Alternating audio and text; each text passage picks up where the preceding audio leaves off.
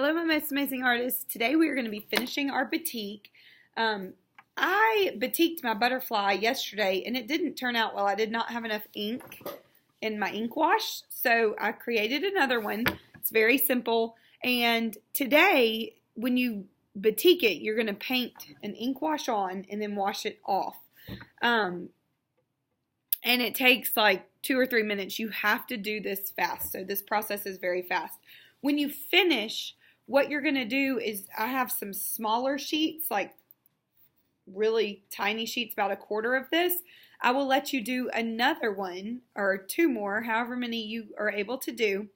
But you have to create your first one first. So you're going to batik this, and then you're going to look at it and you're going to figure out how could you have made it better. So before you do your second one, you're going to go over here to my board. You can see back there by the projector screen on that yellow chart paper underneath the timer, it says, "What can I do to make my batik more successful?" There's a Sharpie over there. So what I would like for you to do is I would like for you to think about that, think critically about it, and then I want you to answer that question. Okay, then you can do another one. Here is how you're going to batik though. So you're going to have this right here is our ink.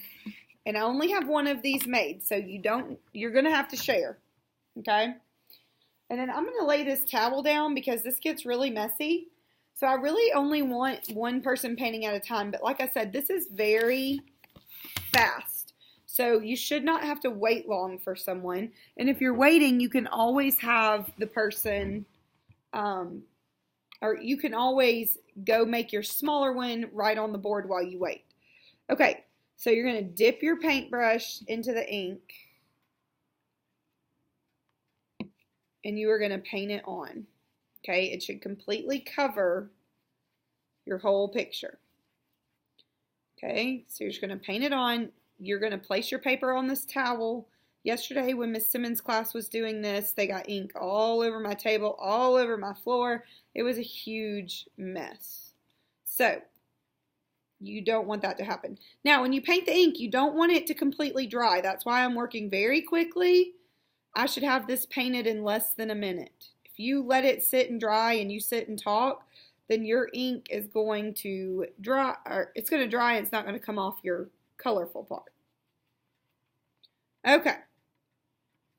So I have black ink over the entire picture. I'm going to leave my brush in here. Now the next thing that you're going to do, there's this big bucket, and it looks like it has black water in it. That's just because that's where people are washing the ink off. So now you're just going to press this in here, and you are going to kind of rub it around. You don't want it in there too long. If you leave it in there too long, it is going to, your paper will disintegrate. So I'm going to kind of wipe my hand on the towel. And my ink is good now. And you can even take the towel if you'd like and just sort of pat it a little bit. And I would like you to do this before you put it on the drying rack. So that way it's not dripping all the way to the drying rack. And there you go. So now I have my black lines. So then you would move. That took me less than 2 minutes. So then if you'll look, I have the drying rack really close to the table over here because I don't want y'all dripping these papers all over the place. So if you look, I did not make any mess on this table. It's hard for you to see, but the table does not have ink dripped all over it. I used the towel, and when I put it on the drying rack, I'm going to place it on top of one of these white sheets of paper. Those are here because these have been falling down through the drying rack. So you're just going to place it like that on a white sheet of paper, and it'll dry until next week. And that is it. Remember, once you do your first one, you complete your first one that we started last week, you can go to the board and talk about how you think it might be more successful when you do your second one. Okay? So if you have time left in class after doing the first one, you're answering that question at the board and you are creating a second one that's small. It's going to be little. So think about what you did the first day and think about how you could do it better today on your smaller sheet. Okay, have fun.